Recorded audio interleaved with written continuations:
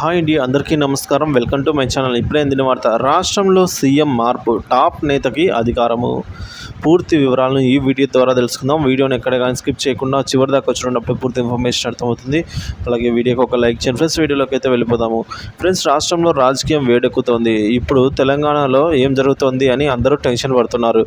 గులాబీ పార్టీ నేతలంతా నిరంతర కాంగ్రెస్లో చేరుతూ ఉన్నారండి. గులాబీ పార్టీకి చెందిన 10 మంది ఎమ్మెల్యేలు ఇప్పటికే కాంగ్రెస్ కండువా కప్పుకున్నారు. మరి కొంతమంది ఎమ్మెల్యేలు జారిపోయే అవకాశాలు స్పష్టంగా కనిపిస్తున్నాయి. మరి ఈ నేపథ్యంలో తెలంగాణ మాజీ ఎమ్మెల్యే జగ్గారెడ్డి సంచలన వ్యాఖ్యలు చేశారు. తెలంగాణకు తానే ముఖ్యమంత్రిని అవుతానని జగ్గారెడ్డి అన్నారు.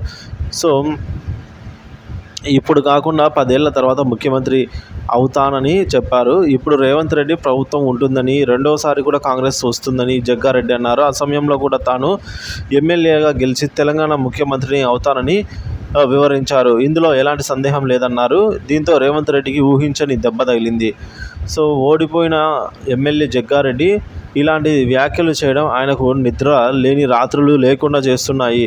సో అసలే కాంగ్రెస్ పార్టీ నేతలు ఇలాంటి వ్యాఖ్యలు చేస్తూ ఉన్నారు. సొంత పార్టీ నేతలపై నేతలే బురద జల్లుతున్నారు. ఇప్పుడు జగ్గారెడ్డి కూడా అదే వ్యాఖ్య అయితే చేస్తూ ఉన్నారు.